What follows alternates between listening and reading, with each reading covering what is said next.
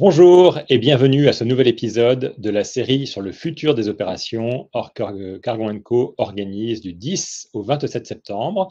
Nous sommes ravis de vous accueillir pour l'épisode numéro 5 sur la finance du futur. Aujourd'hui, nous allons traiter une question des plus prometteuses pour les praticiens de la finance, mais aussi pour les opérationnels intéressés par l'évolution du cadre de pilotage de la performance, qui est comment la comptabilité intégrée prépare-t-elle les directions financières à anticiper les limites planétaires? Sujet pour lequel je suis accompagné par Mathieu Deville-Cavelin, associé de partner, et Margot Cazot, manager, que je vais laisser se présenter. Me concernant, je suis Yannick Migoto, directeur associé au sein d'Argo & Co, en charge de l'expertise Sustainability. Mathieu? Merci Yannick. Bonjour à toutes et tous et bienvenue dans ce webinaire. Je suis associé de partner chez Argo & Co. J'ai 15 ans d'expérience en finance, en comptabilité et spécifiquement 5 ans en finance durable sur le sujet sur lequel je travaille. J'ai travaillé chez KPMG auparavant et là chez Argon. Je suis spécifiquement en charge de l'approche CSRD et taxonomie et de l'accompagnement sur ces deux aspects avec tous nos clients. Et Margot? Et Margot Cazot, donc ravie d'être là aujourd'hui. Donc moi, je suis manager en charge de la Sustainability Academy. Donc c'est une académie tout simplement du développement durable qui va former tous nos clients sur des sujets divers en sustainability. Et donc aujourd'hui, on va vous parler de comptabilité intégrée. Nous avons une heure ensemble. Nous allons vous partager nos convictions pendant 45 minutes et nous aurons 15 minutes à l'issue de ces 45 minutes pour répondre à vos questions, questions que vous pouvez poser via le chat et que nous traiterons donc à l'issue de ces 45 minutes. Au programme de ce jour, ce que nous souhaitons faire, c'est d'abord de partager les promesses de la comptabilité intégrée en caractérisant et en définissant ce que l'on entend par intégré, ainsi qu'un panorama des riches méthodologies existantes. Nous avons la chance d'avoir en France un socle de recherche extrêmement dense et nous partagerons ces promesses de la comptabilité intégrée et également l'importance, l'enjeu critique qui se cache derrière. Nous ferons, pour être plus précis, un zoom sur deux des méthodologies existantes et nous allons les illustrer par des exemples, puisque c'est important pour nous de rendre concret ces retours d'expérience. Et en troisième lieu, nous identifierons les implications potentielles et qui sont nombreuses pour la fonction finance. Et enfin, nous engagerons l'échange. Alors, pour démarrer et pour rentrer dans le vif du sujet, comptabilité intégrée veut d'abord dire comptabilité. La comptabilité est une discipline qui permet de rendre l'information fiable et transparente. C'est un des outils clés de la confiance dans le monde des affaires. C'est un des éléments, une des sciences qui a beaucoup progressé dans les sciences de gestion. Et avant de regarder vers le futur, on trouve intéressant de prendre un peu de recul et de partager un brin d'histoire. Parce qu'on pourrait se dire que c'est extrêmement ambitieux, audacieux, peut-être trop, d'intégrer de nouveaux critères dans la comptabilité. Mais quand on regarde ce qui s'est passé dans les dernières décennies, c'est impressionnant de voir le chemin qui a été parcouru. Là, le petit fil d'histoire que l'on prend ici à partir des années 73 nous montre l'évolution qu'il y a eu sur 50 ans, avec sur les 50 dernières années, pour nous, le fait marquant qui a été la normalisation, la standardisation à l'échelle mondiale de la comptabilité, ce qui a été une vraie avancée qui permet aujourd'hui aux grandes entreprises d'avoir des cadres d'appréciation qui soient normalisés, standardisés, aussi bien à l'échelle américaine qu'ensuite européenne et maintenant mondiale. Mais si on prenait encore plus de recul, on constaterait qu'il y a un siècle, il n'y avait pas grand-chose. Et concrètement, un siècle, il n'y a pas grand-chose. C'est qu'en France, le cadre comptable n'est apparu qu'en 1943, et aux États-Unis, des grandes entreprises comme Procter & Gamble, dans les années 30, résumaient encore leur cadre de gestion par deux phrases qui ressemblaient à peu près à cela. Bienvenue, bonjour, nous sommes Procter & Gamble, l'année s'est bien passée, pour plus d'informations, venez nous voir à Cincinnati. Et ce n'est pas une plaisanterie, c'était vraiment comme ça. Donc, un siècle après, on a aujourd'hui une puissance d'information, d'analyse qui est à même d'aligner les différentes parties prenantes de l'entreprise. Et nous, Argo & Co, pensons que le chemin vers une comptabilité intégrée est tout à fait possible et qu'il ne faut pas manquer d'ambition et d'audace dans l'innovation que la comptabilité peut apporter. Je vais passer la parole à Margot pour nous exposer ce qu'est la comptabilité intégrée. Merci Yannick. Donc effectivement, pourquoi il faut anticiper la comptabilité intégrée? Nous, on souhaitait renvoyer aux limites planétaires et donc au titre du webinaire. On s'est posé la question de vous présenter ces concepts en se disant que tout le monde les connaissait, mais en fait, c'est quand même des concepts et des rappels importants à connaître. Donc les limites planétaires que vous voyez sur la présentation, il y en a 9. C'est des processus biophysiques qu'il ne faudrait pas dépasser. En fait, donc c'est des scientifiques qui ont délimité quantitativement les limites planétaires à ne pas dépasser. Il y en a 6, donc 4 en rouge que vous pouvez voir qui ont déjà été dépassées. Et en soi, les limites planétaires, elles répondent à la question jusqu'à quelle limite le système Terre pourrait absorber les limites anthropiques, les pressions anthropiques, sans compromettre la viabilité de les êtres humains sur Terre. Donc en soi, ces limites planétaires, elles nous montrent qu'on n'a pas un stock illimité de ressources et qu'il faut faire avec ce que l'on a, ce que l'on dispose. Donc ça permet de replacer des limites et donc un stock à l'échelle planétaire. Et on va le voir, on peut tout à fait les traduire à l'échelle nationale et à l'échelle des entreprises. Donc un autre concept à bien appréhender, ce sont les services écosystémiques. Pour comprendre les limites planétaires, il faut comprendre ce que sont les services écosystémiques. On dépend tous de la biodiversité, de la nature pour nous vêtir, pour marchander. Donc voilà, ce sont des services, des biens et services qui nous sont donnés par la nature et qui sont gratuits. On les appelle des services écosystémiques. On peut les catégoriser en plusieurs catégories, mais là, on va se limiter à 3 principales. Donc la première, c'est les services d'approvisionnement.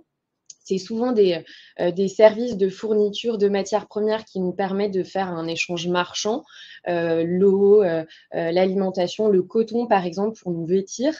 Les services de régulation, donc là c'est généralement non appropriable, mais ils traduisent la capacité des écosystèmes à réguler par exemple le cycle de l'eau, des événements climatiques. Et enfin les services culturels qui sont moins évidents mais qui sont tout aussi importants. Donc, ça peut être par exemple le tourisme, la chasse.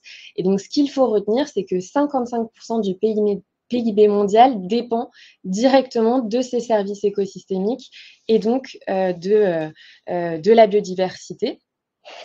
Dans la présentation suivante, on peut voir qu'il y a des pans entiers de certaines économies qui en dépendent. Et donc, nous, on vous parle de comptabilité intégrée pour justement remettre en question la gratuité de ces services écosystémiques et pour mieux les préserver.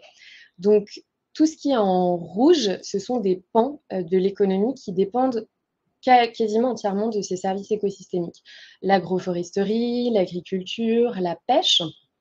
Et donc, on peut déterminer des risques de dépendance quand on sait qu'on dépend des services écosystémiques, mais qu'il y a des limites planétaires et donc, in fine, que ce ne sont pas des ressources inépuisables. Donc, quand on comprend ça, on peut se dire à quoi peut nous aider la comptabilité intégrée. Et bien, en comprenant ces impacts, les entreprises peuvent mieux évaluer leur dépendance aux services écosystémiques et identifier les risques associés à leur dégradation. Donc, ça prévient les risques de dépendance. Enfin, il y a des risques de transition. On le voit beaucoup, notamment dans la réglementation, avec la CSRD, les mécanismes d'échange aux frontières. Monétariser justement ce coût environnemental, ça permet d'anticiper des risques de transition et notamment de transition réglementaire. Pour mieux vous expliquer ce qu'est la comptabilité intégrée, maintenant je vais passer la parole à Mathieu. Merci Margot. Donc concrètement, la comptabilité intégrée, elle va intégrer la dimension ESG, donc environnementale, sociétale et gouvernance, dans la comptabilité, avec comme objectif de la monétiser. Elle va transformer de manière profonde la gestion de votre entreprise par la prise en considération des enjeux, et cela de manière holistique. Les indicateurs à considérer varient en fonction de la méthode utilisée. On est aujourd'hui à un état de recherche, mais quelques initiatives sont déjà définies et ont déjà défini un cadre, tout comme le GRI, qui est le Global Reporting Initiative.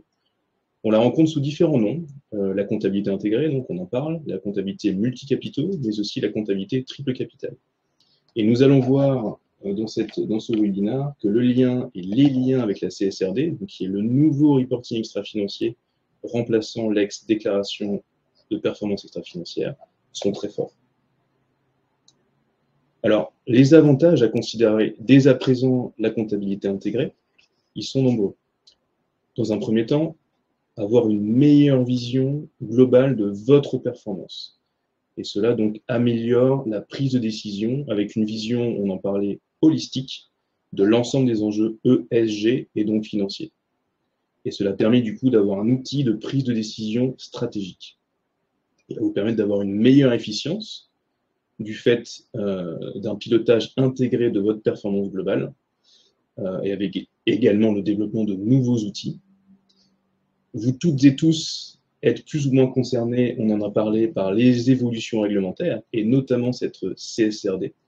Donc elle va permettre de mieux anticiper les évolutions réglementaires dans la mesure où la notion de matérialité financière et matérialité d'impact, donc dans la mesure et comment mon entreprise impacte son environnement au sens large, sera beaucoup mieux appréhendée.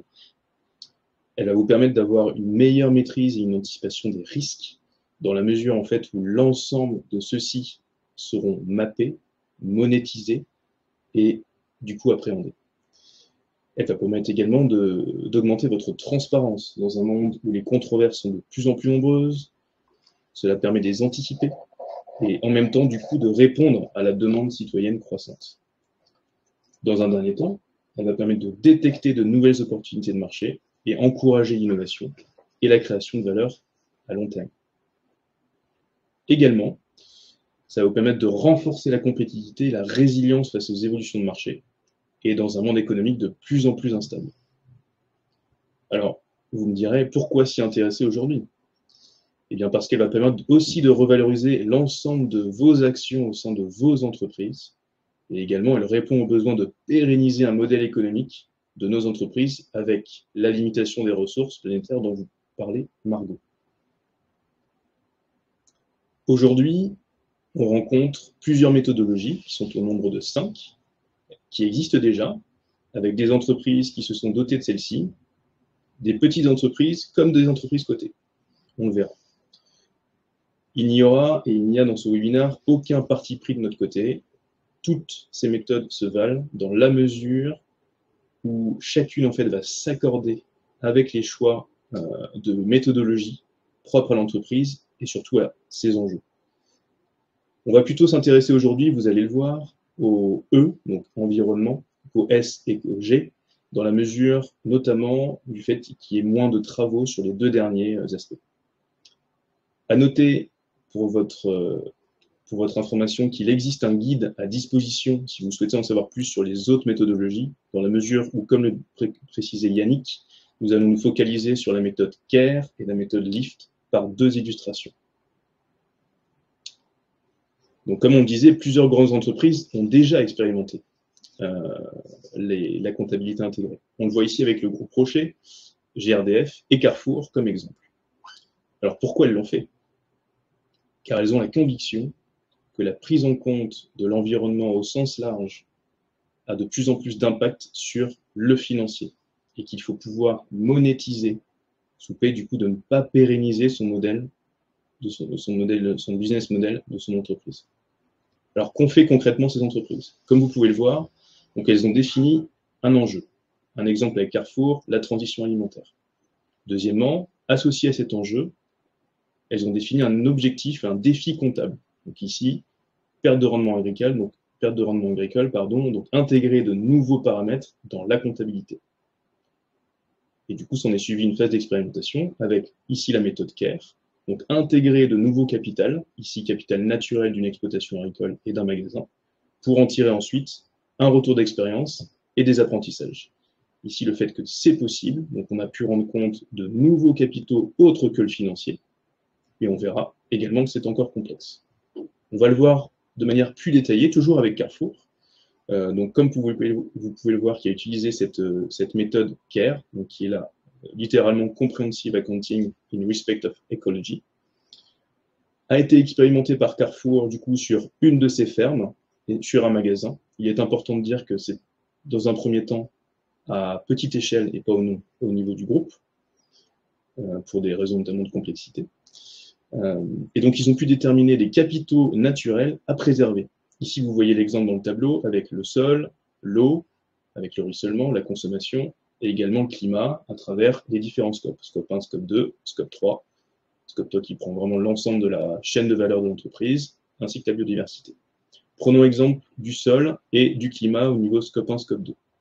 Qu'est-ce qui a été fait? Donc, comme on le disait, ils ont défini un indicateur de suivi, la surface du sol pour le capital naturel sol et les émissions de gaz à effet de serre pour le climat. Associé à cet indicateur un objectif à atteindre, zéro sol artificialisé et moins 30% d'émissions de gaz à effet de serre. Et associé à cet objectif, du coup, des coûts de remise en état pour les sols et des coûts d'action à mettre en place pour réduire ces gaz à effet de serre. Ce qu'il est important de noter, c'est que cette expérimentation a permis de tirer des conclusions pour Carrefour, avec notamment quelques limites, vous l'imaginez. La première étant l'absence d'indicateurs et de références ou de seuils scientifiques à date, et également le peu de disponibilité de données qui permettent en fait d'évaluer un niveau de préservation des capitaux naturels que sont l'environnement ou l'aspect social. Également, la nécessité de compétences importantes et une notion de vulgarisation de ces aspects. En revanche, les points positifs sont nombreux, à savoir qu'il est du coup d'ores et déjà possible de réaliser et de concevoir une comptabilité intégrée ou élargie. Et également, on le voit avec cet exemple, ils ont constaté que le résultat illustre un intérêt stratégique de par cette expérimentation, de sélectionner ici de nouvelles méthodes, d'autres méthodes de production plus respectueuses de l'environnement. Je passe la parole à Margot qui va vous présenter la méthode LIFT. Merci Mathieu. N'hésitez pas à poser vos questions dans l'onglet qui est adapté. Donc nous, on veut vraiment aussi qu'il y ait un échange à la fin du webinaire. On avait déjà aussi reçu quelques questions, donc surtout n'hésitez pas. Et moi, donc, après la méthodologie CARE, je vais vous parler de la méthodologie LIFT, qui veut dire Limit and Foundation Towards Sustainability Accounting. Donc, c'est une deuxième méthodologie qui a été développée par la chaire multicapitaux d'Audencia. Donc, c'est une méthodologie qui prend le parti de déterminer une comptabilité intégrée avec la théorie du donut. Donc, la théorie du donut, certains d'entre vous la connaissent sûrement. Ça reprend donc les limites planétaires à ne pas dépasser et à l'inverse, un plancher social à atteindre. Donc, c'est le but à atteindre pour assurer l'épanouissement de chacun et chacune. Ce sont des besoins sociaux. Et en soi, donc, ces limites planétaires, c'est un plafond à ne pas dépasser pour l'entreprise. Et à l'inverse, le plancher social, ce sera des objectifs, des indicateurs à atteindre pour les salariés de l'entreprise. Donc, il y a quatre étapes qui ont été déterminées pour mettre en place la méthodologie LIFT. Donc, il faut calculer le budget alloué pour chaque limite ou fondation sociale à l'échelle de l'entreprise. Donc, il va y avoir un stock affecté pour une limite à ne dépasser et une dette, donc un passif pour les fondations à respecter. Et l'objectif, c'est d'avoir une comptabilité, donc on l'appelle intégrée, mais c'est vrai qu'elle n'est pas intégrée au système comptable en tant que tel, c'est additionnel. C'est de suivre la consommation réelle de ces budgets avec des indicateurs, des écritures comptables physiques pour voir si on n'a pas dépassé le stock ou si la dette est respectée. Et donc, à ces indicateurs quantitatifs, on va en général donner un système comptable dont on va monétariser. Et dès lors que la limite est dépassée ou que la fondation n'est pas respectée, l'entreprise va s'endetter. Premièrement, fictivement, bien évidemment. À savoir que la méthodologie LIFT, c'est pour toutes les organisations privées, publiques de toute taille, et c'est une approche de filière étendue. On va le voir dans la présentation suivante, un peu comme CSRD au final qui préconise d'avoir ces opérations amont et aval. Et là, vous voyez à gauche, en vert bleu, on peut voir que on comptabilise aussi la tonne équivalent carbone sur la supply chain. Donc là, c'est une présentation pour la limite changement planétaire, qui est la plus parlante, la plus évidente, parce qu'on peut délimiter le changement climatique en allouant une limite, qui est donc une trajectoire carbone à respecter avec la tonne équivalent carbone en métrique. Et pour cette entreprise, ils se sont basés avec les Science Based Targets, les SBTI, où ils ont une trajectoire à horizon donné. Et donc, chaque année, pour respecter cette trajectoire, ils avaient un stock, scope 1, 2, 3, à respecter.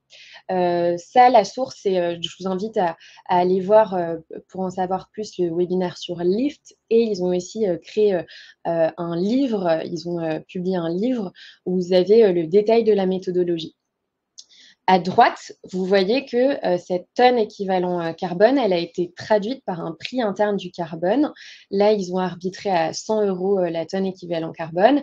Et on peut voir que le résultat net est à de moins 121 000 €. Et donc là, que l'entreprise est endettée puisqu'elle ne respecte pas encore la trajectoire SBTI. C'est évidemment la métrique la plus parlante et la plus facile.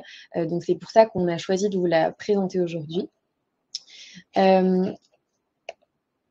Une illustration qui avait mis en place la méthodologie Lift, c'est une filiale du groupe Danone, les Prairies Bio, donc qui produisent lait de vache. Ils ont mis en place la méthodologie Lift, et dans une interview qu'ils ont donnée, ils ont dit tout simplement qu'ils étaient prêts à expérimenter la comptabilité intégrée parce qu'ils avaient déjà quand même une certaine maturité RSE.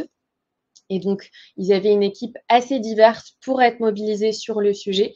Ça a été l'équipe de R&D, de finance, de RSE. Tous ont contribué ensemble à définir les bonnes métriques et comment monétariser ces métriques. Ils ont aussi dû développer un système IT très robuste. Ça a été quelque chose d'important dans l'expérimentation de la comptabilité intégrée. Il faut faire des développements IT parfois. Et leur conclusion, ça a été de capitaliser sur les points forts. Donc, ça leur a permis de voir là où, au final, ils avaient encore une marge monétaire de progrès et là où, à l'inverse, ils devaient reprioriser les investissements et là où peut-être ils pouvaient s'endetter. Comment mettre en place de la comptabilité intégrée de manière très opérationnelle au sein de son entreprise? Nous, on a déterminé 6 grandes étapes au final qui reprennent un peu tout ce qu'on vient de se dire. Donc, premièrement, c'est faire un état des lieux de l'existant sur la politique RSE actuelle. Donc, par exemple, là, on parlait des Prairies Bio qui ont déjà un stade de maturité RSE avancé. Évidemment, c'est plutôt quand même très avancé la comptabilité intégrée en termes de maturité. Donc, si rien n'est fait, autant ne pas se lancer dans la comptabilité intégrée. Il faut vraiment prioriser ces batailles. Deuxième objectif, définir les objectifs et le périmètre. On s'est rendu compte que dans toutes les études de cas qu'on a pu voir, que ce soit pour CARE, Lift ou les autres méthodologies, c'était souvent, premièrement, sur un petit périmètre de l'entreprise et pas sur la totalité de l'entreprise, puisqu'il fallait tout simplement prioriser et renoncer parfois à certains autres périmètres. Création de l'équipe projet en 3. Évidemment, un peu comme la CSR2 au final, on préconise de pas que ce soit pas que pour la finance ou la RSE, c'est vraiment un projet groupe avec une équipe projet diverse associée qui nécessite des expertises diverses. 4, former les équipes parce qu'évidemment, c'est des méthodologies qui ne sont pas nécessairement faciles à appréhender de prime abord. Donc, déjà, il y a le choix de la méthodologie, il y a certains partis pris à faire, donc vraiment former et s'acculturer aux différentes méthodologies.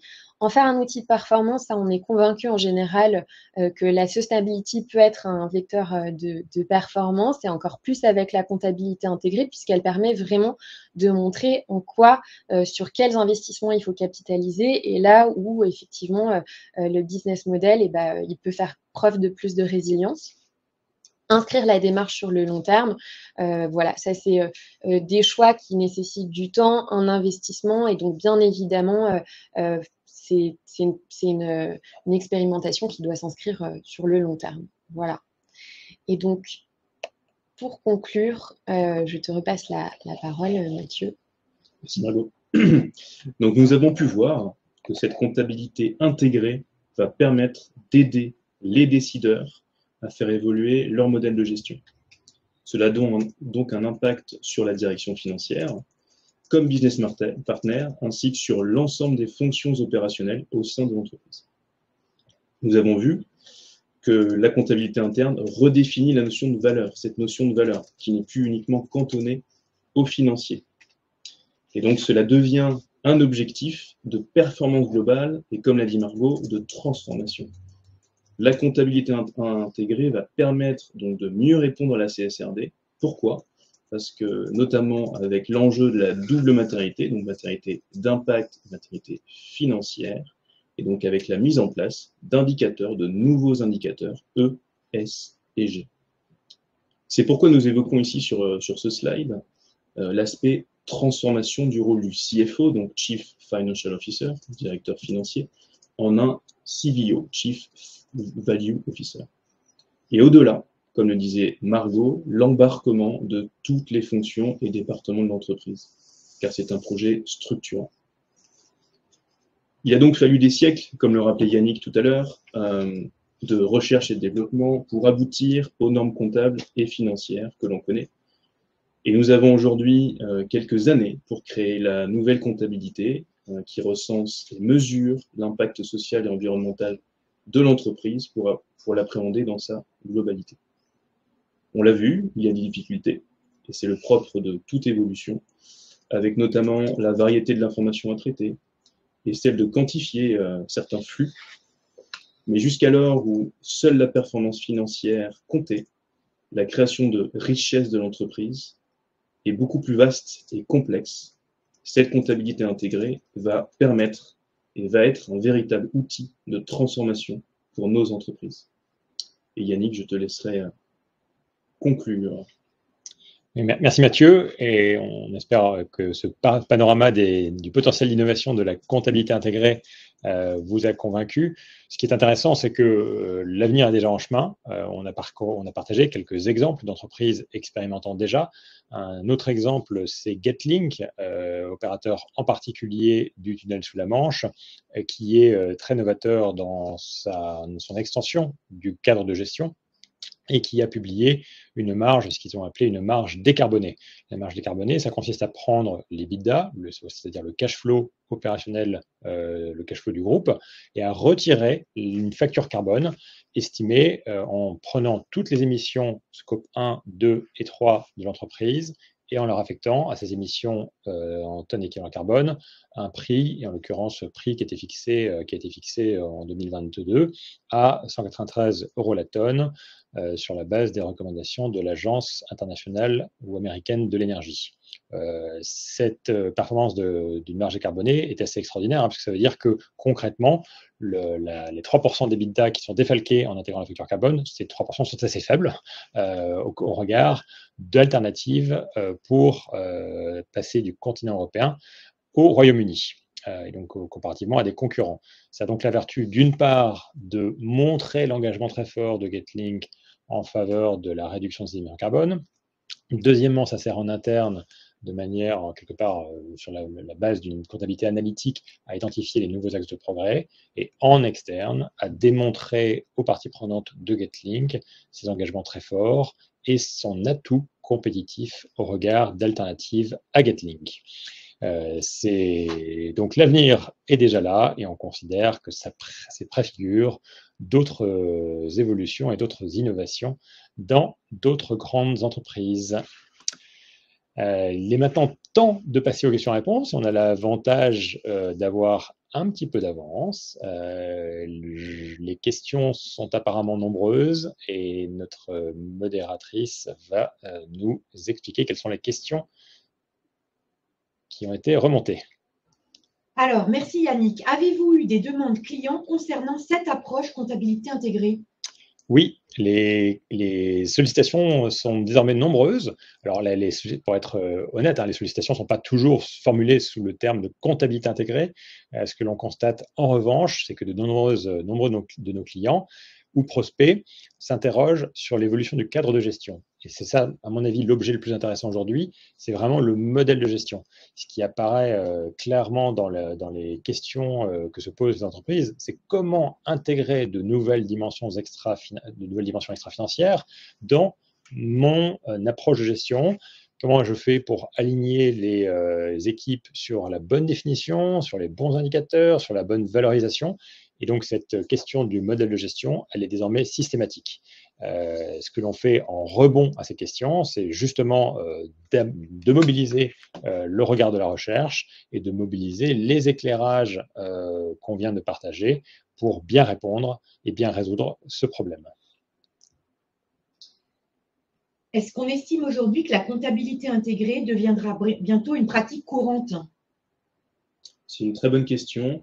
Alors, on n'a pas de boule de cristal, hein, vous l'imaginez, mais dans tous les cas, ça va dans le sens de l'histoire. Dans la mesure où, vous le voyez, les évolutions réglementaires sont là, sont nombreuses et sont régulières. Et cette notion de stratégie, de transparence pour la gouvernance, pour les investisseurs, est de plus en plus importante. Donc la comptabilité intégrée va permettre en fait d'avoir plus de transparence et va permettre d'avoir cette vision holistique dont on parlait ensemble, et du coup d'anticiper, de maîtriser vos risques en tant qu'entreprise. On parle de données, et la donnée est de plus en plus disponible également, de plus en plus cruciale. Et donc, effectivement, cette comptabilité intégrée va dans le sens de pratiques plus courantes en la matière, et on fera le lien peut-être tout à l'heure avec la CSRD, on l'a fait un petit peu.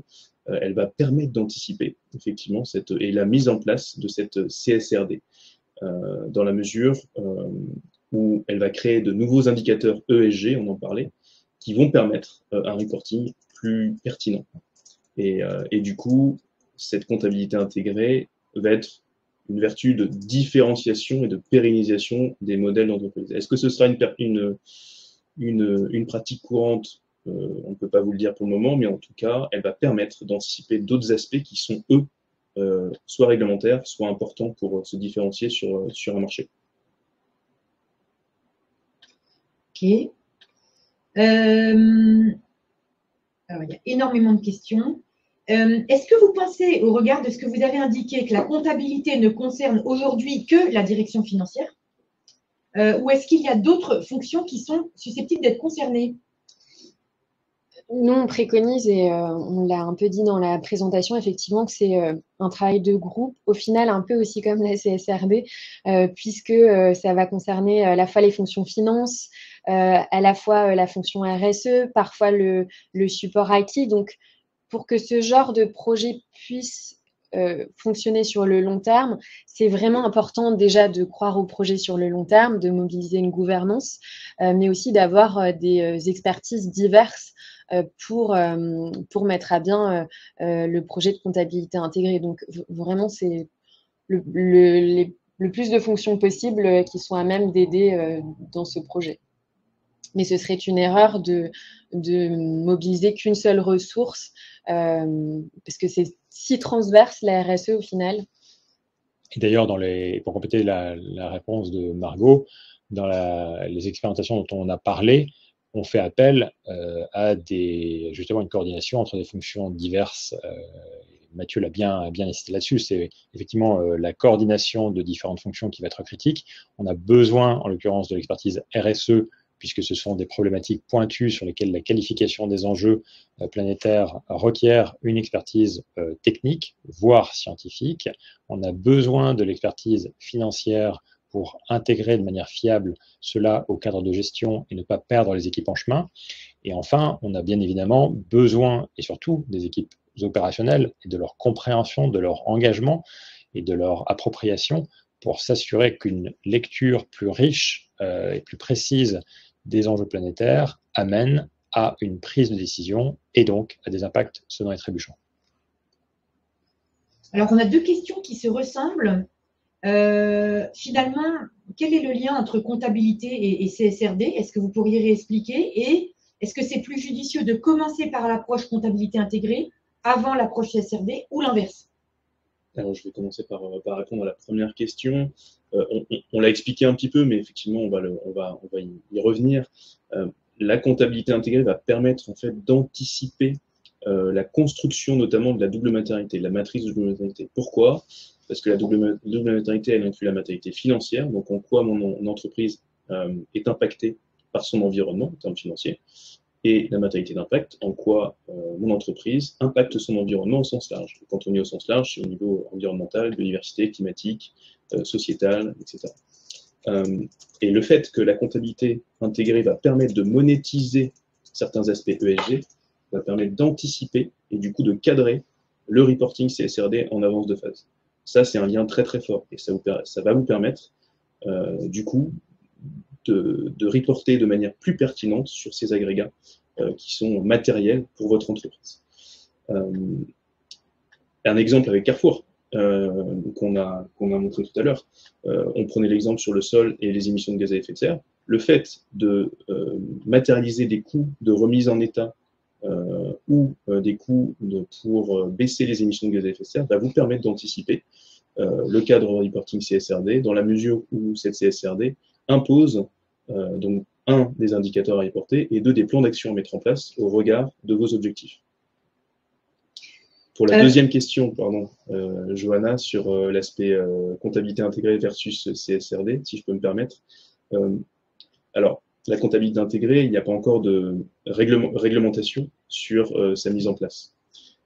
En revanche, la CSRD, il y a une réglementation et la plupart des entreprises sont concernées à partir de 2026 pour un reporting en 2025.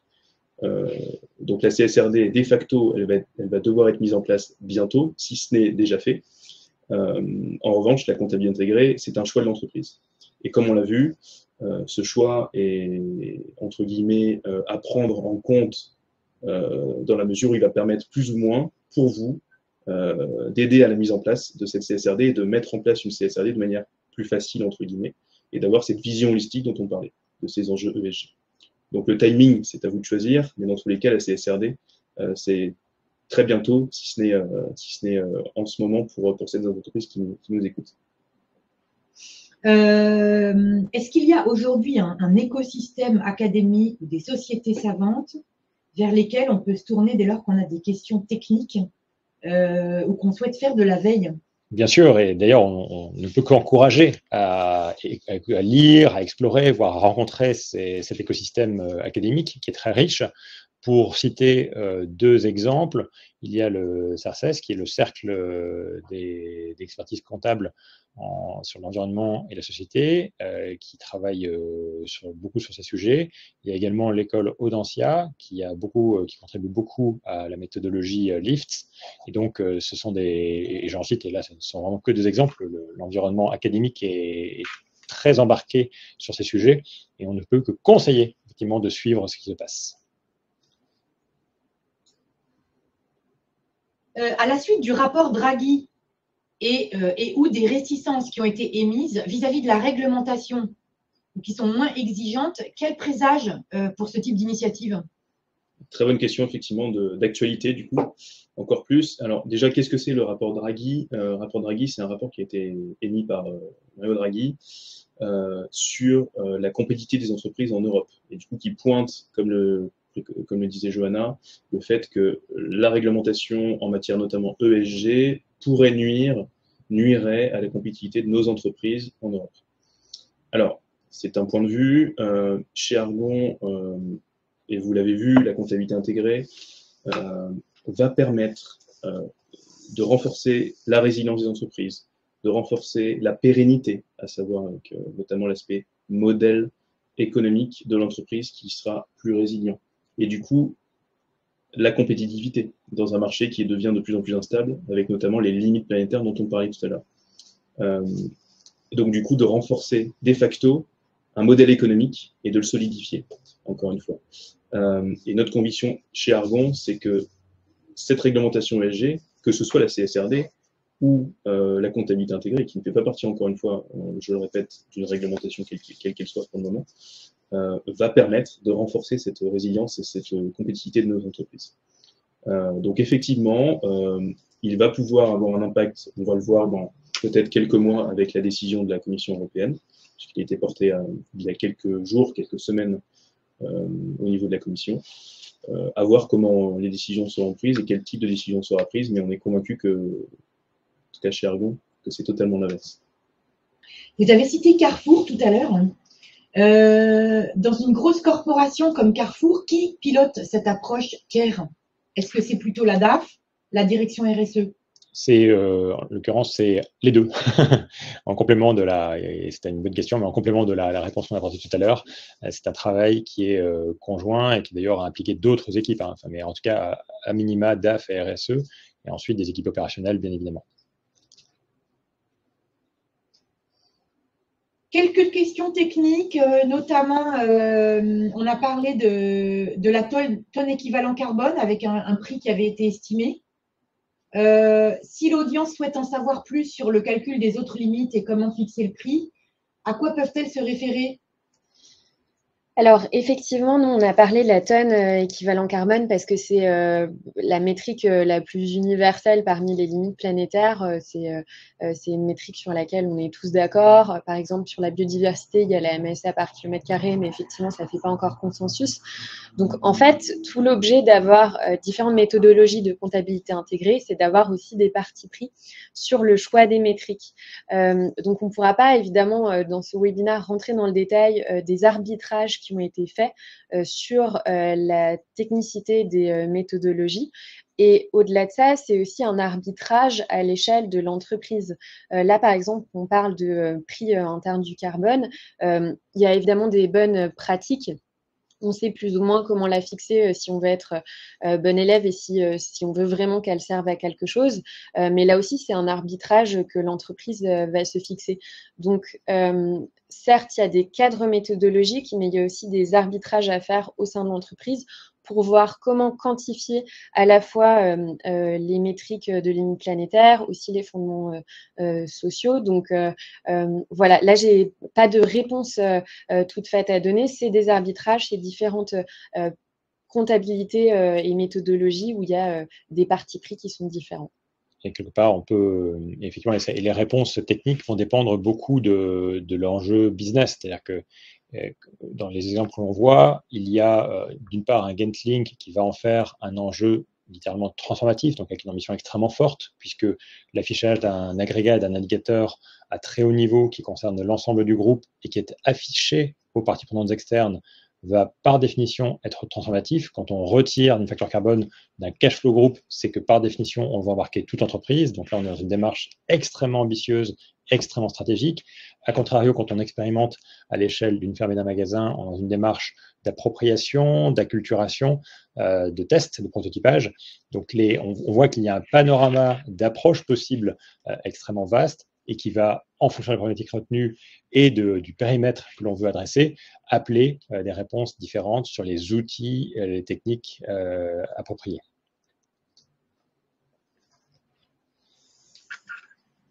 On a fait le tour de l'ensemble des questions. Alors, sans doute, souhaiteriez-vous ajouter quelque chose en termes de conclusion? Je me permets de rebondir effectivement peut-être sur des interrogations qui peuvent émerger suite à cette présentation. Comme le disait Margot, la comptabilité intégrée n'a pas été pour le moment intégrée à la comptabilité comptable, si je puis me permettre, ou financière. Donc il n'y a pas de plan comptable spécifique ou d'affectation de coûts encore dans la comptabilité comptable financière. Ça ne saurait tarder peut-être éventuellement avec l'évolution d'une comptabilité analytique qui pourra mapper éventuellement ces indicateurs extra-financiers qui seront monétisés, mais ce n'est pas encore le cas. On l'a vu avec Getlink ou Carrefour qui choisissent volontairement de communiquer des agrégats, mais qui ne sont pas du tout incrémentés encore dans la comptabilité, qui sont soumises à publication en fonction des souhaits de ces entreprises. Mais pour le moment, ce n'est pas encore le cas. Donc, ça ne saurait tarder. L'évolution est en marche, encore une fois, à suivre, mais cette comptabilité, entre guillemets, peut-être, le mot comptabilité peut être effectivement mal compris, Et on est plutôt sur une monétisation des enjeux ESG pour le moment, plutôt qu'une comptabilité intégrée, réellement intégrée dans la comptabilité financière et comptable. Nous espérons que ces éclairages, ces réponses aux questions vous donnent en tout cas du cœur à l'ouvrage. On a vraiment le souhait d'encourager à l'action et à l'expérimentation. On a la conviction que le modèle de gestion de l'entreprise doit évoluer, que bâtir des stratégies durables, bâtir des opérations durables exige de faire évoluer le modèle de gestion, quels que soient les moyens que l'on a, quelles que soient les méthodologies que l'on prenne. Le sujet, c'est de faire avancer nos opérations et de les rendre plus durables. Et en tout cas, c'est la pratique que l'on a au quotidien chez Argan & Co et la conviction que l'on a au regard des nombreux projets que l'on conduit. Merci encore de votre présence, participation, engagement aujourd'hui. Les personnes qui n'auront pas pu être présentes, si vous souhaitez revoir ce webinaire, vous pourrez profiter d'un replay qui sera disponible dès la fin de cette journée. Et nous vous encourageons à poursuivre la découverte de nos webinaires, de cette série sur le futur des opérations pour innover afin de préparer les opérations de demain. L'épisode 6 aura lieu demain, 19 septembre, sur l'accélération et l'automatisation des processus avec l'intelligence artificielle générative. Découvrez ce que l'on appelle le Soft Process Automation. Merci encore. Merci beaucoup. Merci beaucoup.